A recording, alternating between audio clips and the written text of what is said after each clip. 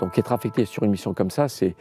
Tous les astronautes se battent pour avoir cette mission à l'époque. Je suis dans le bureau de Scott Kelly. Bon, c'est pas très drôle ce que j'ai à vous dire, mais on a reçu un Hermes. On se dit, ah, putain, comment on a pu faire une erreur pareille? Le télescope s'est mis en mode survie. Donc c'est à ce moment-là que c'est devenu une mission de sauvetage. 2 jours plus tard, on approche le télescope. Je fais mon truc, je l'attrape. Discovery Houston, le télescope est 100% opérationnel. Vous pouvez rentrer. Waouh! Et il fonctionne encore aujourd'hui, plus de 25 ans après.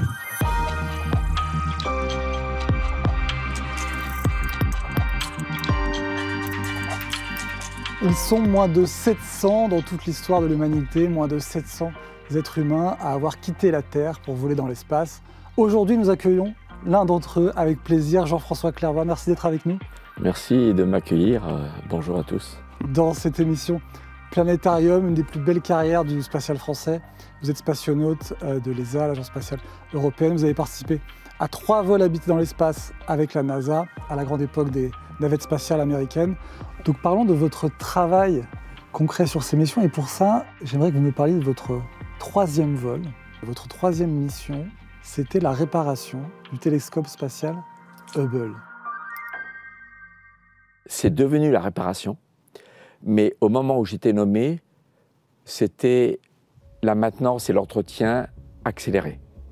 En fait, en mars 1999, je suis en vacances avec ma famille, et puis quand je rentre, je suis dans le bureau de Scott Kelly, d'une promo suivante, qui n'avait pas volé encore dans l'espace. Mais on est dans le même bureau. Et puis, je faisais plusieurs vols en T-38 avec lui, etc. Enfin, c'était devenu vraiment un bon copain. Vous savez, un des 2 vrais jumeaux astronautes de la même promo. Hein. J'ai mis d'ailleurs plusieurs mois à les différencier dans les couloirs. Et puis Scott, plus tard, a coupé sa moustache, donc c'était facile. Et on est convoqué dans le bureau du chef des astronautes. C'est toujours comme ça que ça se passe. Hein. C'est comme dans les films, en fait. Et je me dis, qu'est-ce que j'ai fait Et il y avait à la table Charlie Précourt, le commandant, qui parle couramment français, parce qu'il a fait l'échange entre les écoles de l'air de l'US Air Force et de l'armée de l'air française. Et c'est lui qui était chef des astronautes. Et il était le commandant de bord de mon 2e vol, donc on se connaissait très bien. Et Kurt Brown, le pilote de mon 1er vol, qui se trouvait à ce moment-là responsable de la sécurité des activités des astronautes, dont les vols en T-38. Le T-38, c'est un petit avion très sexy, vraiment magnifique. Un profil magnifique, très fin, supersonique biréacteur, qui nous sert pour nos liaisons professionnelles. Entre Houston, la Californie, Edwards, le Kennedy Space Center, etc. Et puis Charlie nous reçoit, voilà. Bon, c'est pas très drôle ce que j'ai à vous dire, mais Scott et Jean-François, Billy Bob, il m'appelait Billy Bob. Vous avez bien volé ensemble il y a 3 semaines, tel jour, de retour de Floride? Alors on regarde, oui. Et on commence à voir le visage grave. Et c'était bien de telle heure à telle heure. Oui, vous vous souvenez de rien de particulier? Non. Ben voilà, on a reçu un Hermes, une plainte de l'aviation civile, parce que votre T-38 aurait violé un couloir aérien. Et vous vous seriez rapproché un peu trop près d'un avion de ligne. On se dit, ah, putain, comment on a pu faire une erreur pareille? Et pendant 2-3 minutes, il nous... comment on dit? Il cuisine. Cuisine. Et Scott commence à avoir un léger rictus de sourire. L'air de dire, il nous cache quelque chose. Et puis, d'un seul coup, Kurt et Charlie éclatent de rire. Non, non, c'est une blague. Voilà, on a besoin de vous pour un prochain vol, dans 6 mois. Dans 6 mois. Le télescope Hubble vient de perdre son 4e gyroscope sur 6. Il en a besoin de 3 pour fonctionner. Et avant qu'un 3e tombe en panne, on veut vite lui redonner 6 gyroscopes pour pas qu'il y ait d'interruption d'utilisation de ce télescope qui cumulait en développement, en mission d'entretien à ce jour de l'ordre de 6 milliards de dollars de valeur ajoutée et qui faisait travailler plusieurs milliers de scientifiques équivalents plein temps dans le monde qui exploitent les données du télescope.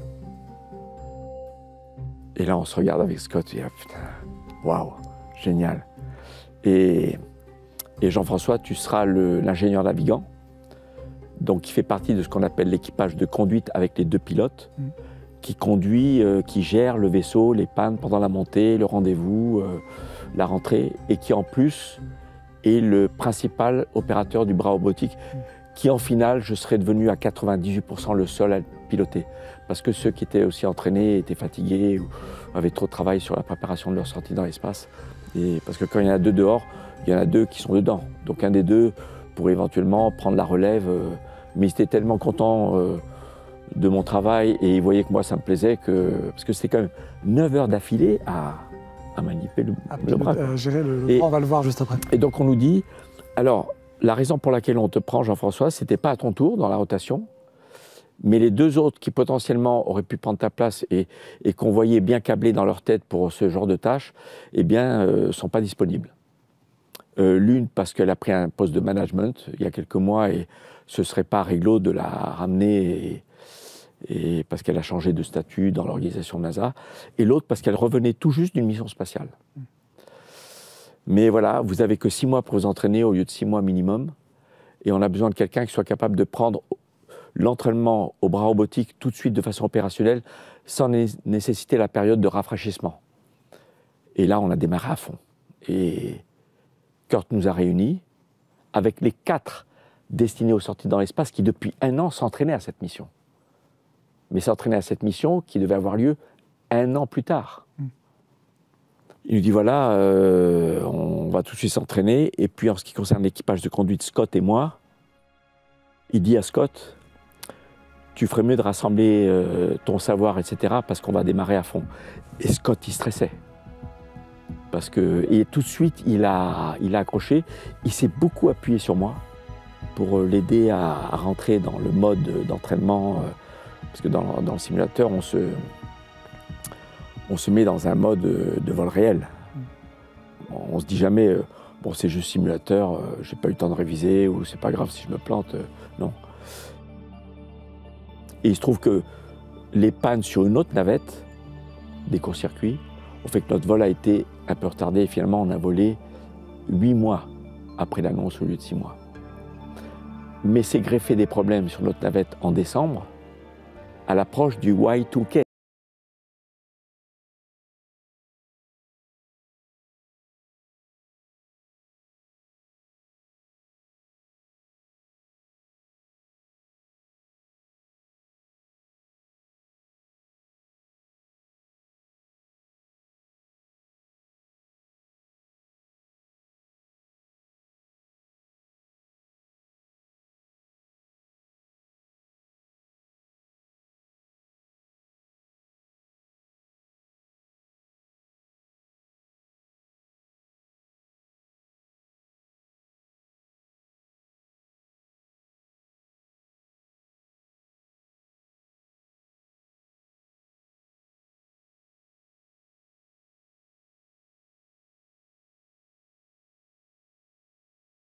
Contrairement à toutes les omissions avant et ce qui s'avérera être les missions d'après, le télescope ne sera pas coopératif.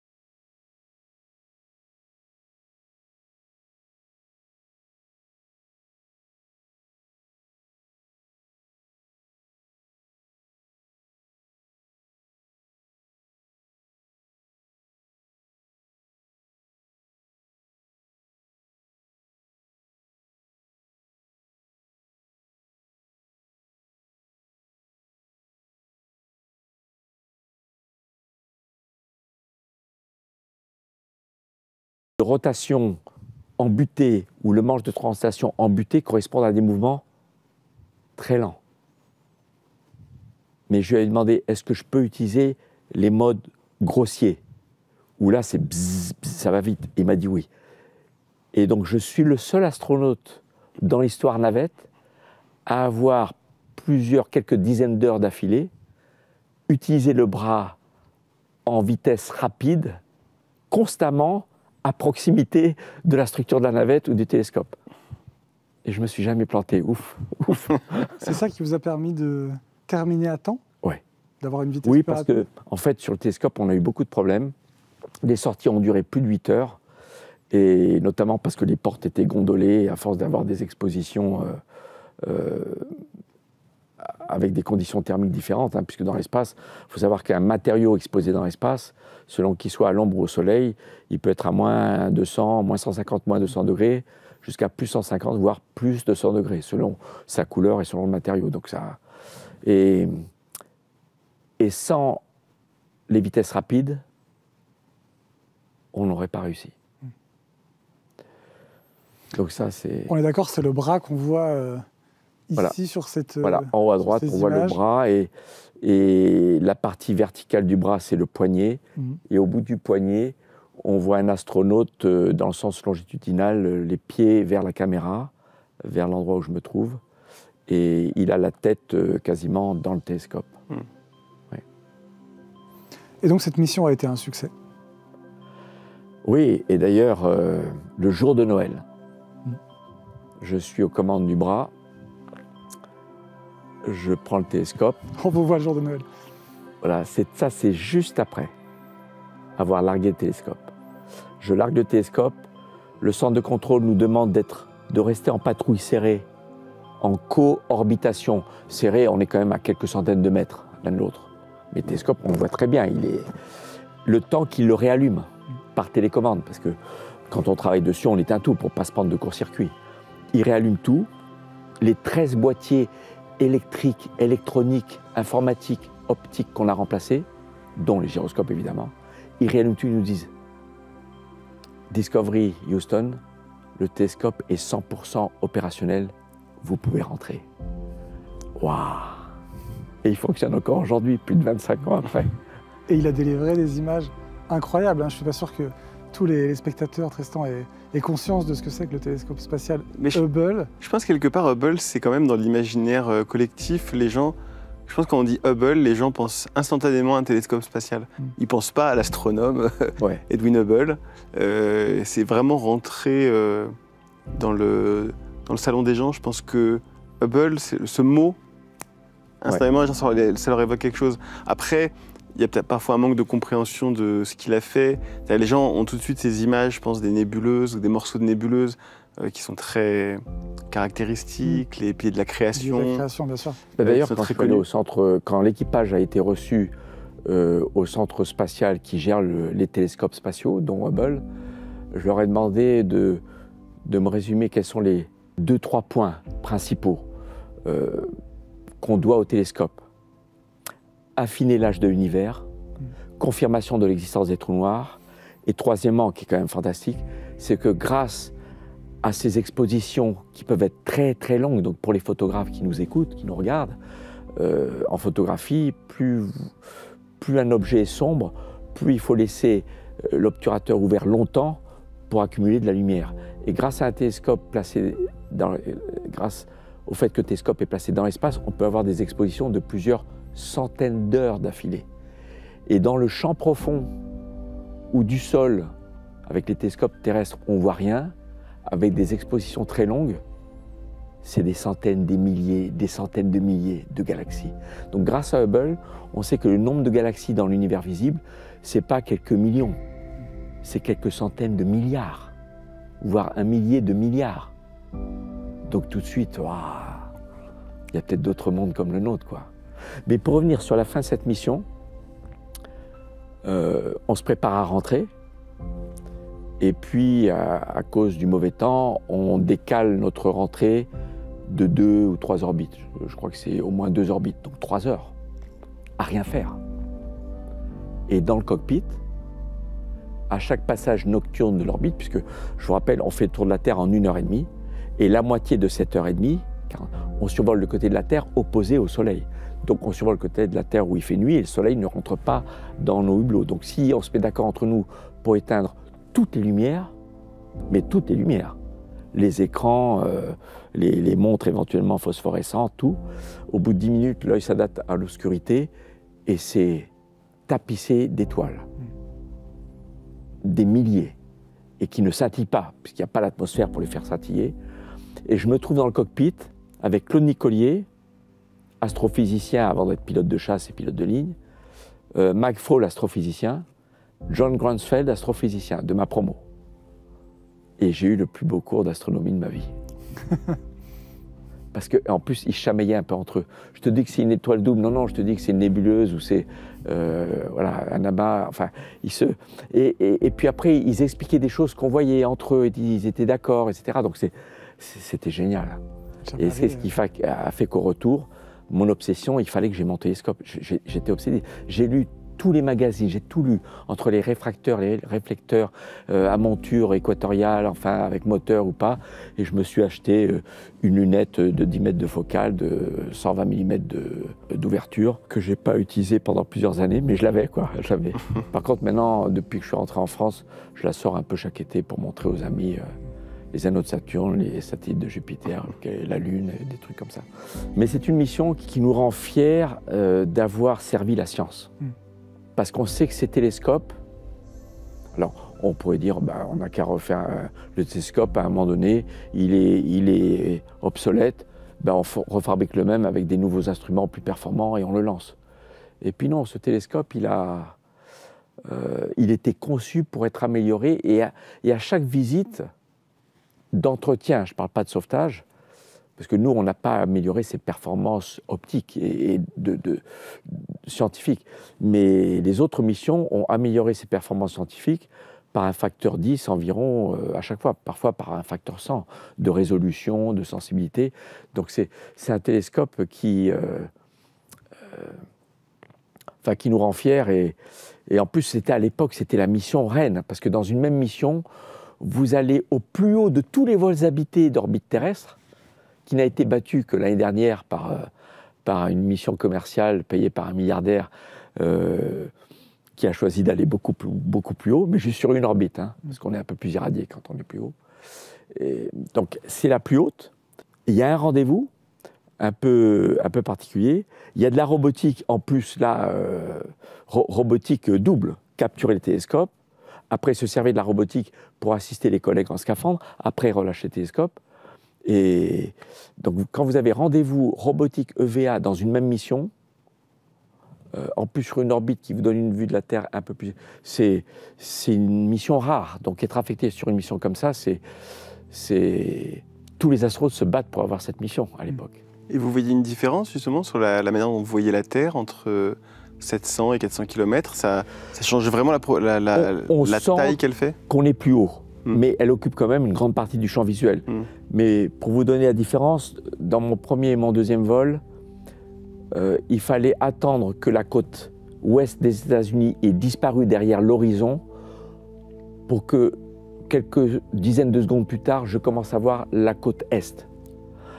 À l'altitude de Hubble, en basculant ma tête de gauche à droite, je vois toutes les côtes est et ouest des États-Unis et du Canada dans le même champ de vue.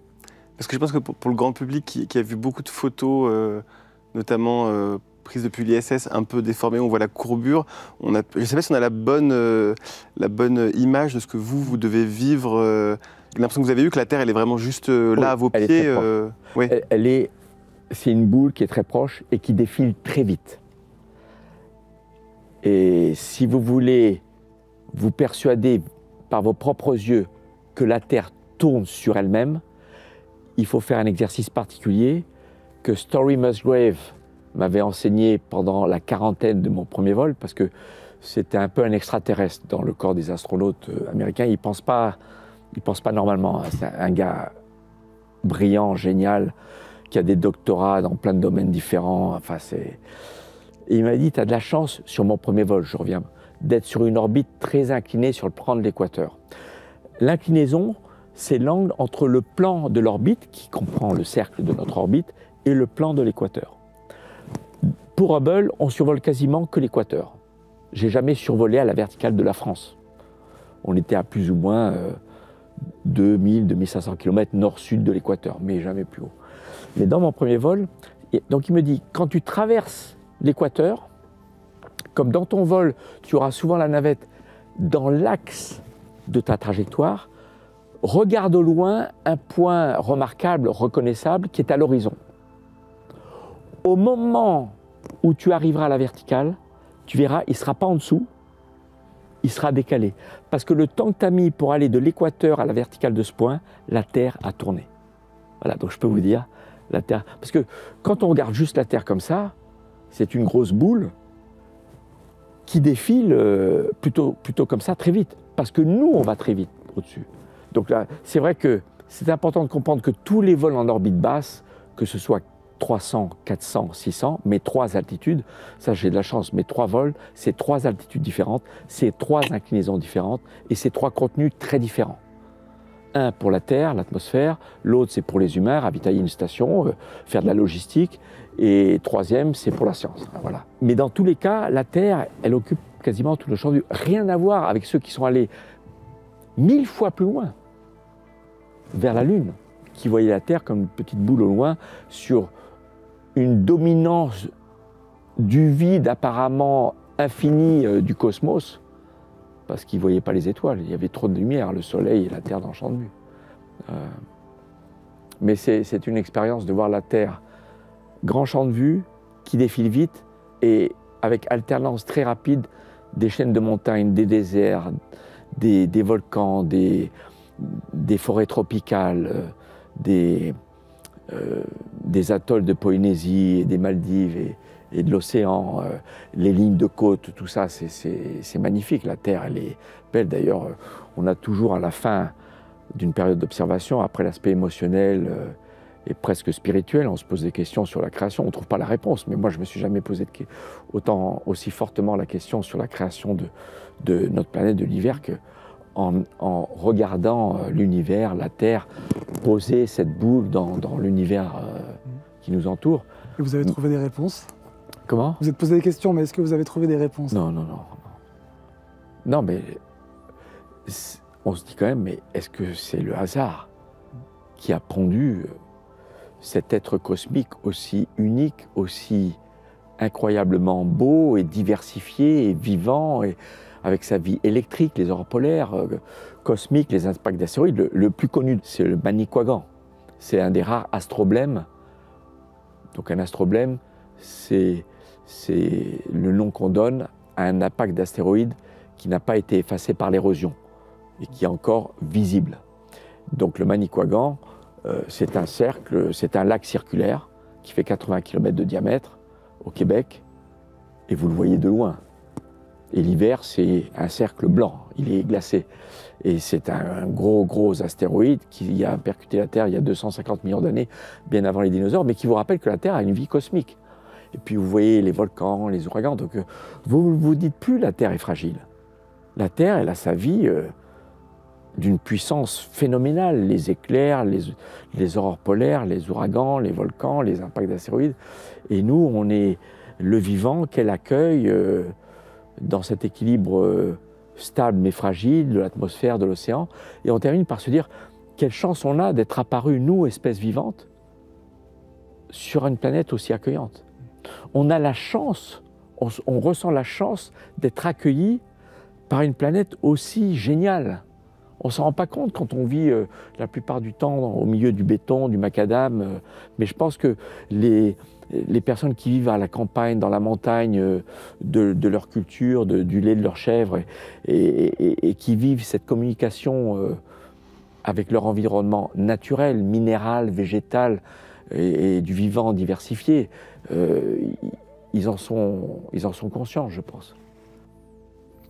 Merci beaucoup, Jean-François Clairvoy, pour ces récits, ces informations. Ad Lunam, live long and prosper. C'est bien, on dit souvent Ad Astra. Vous connaissez les dictons? Ça vous faites? Ah, faut garder le pouce. Ah, garder le pouce, comme ça. Live long and prosper, moi je rajoute live long, safe and prosper. Et merci beaucoup à vous également, Tristan Weil, journaliste scientifique au Figaro. Et astronaute d'un jour. Et astronaute d'un jour sur R0G. Ceux qui ont volé avec nous.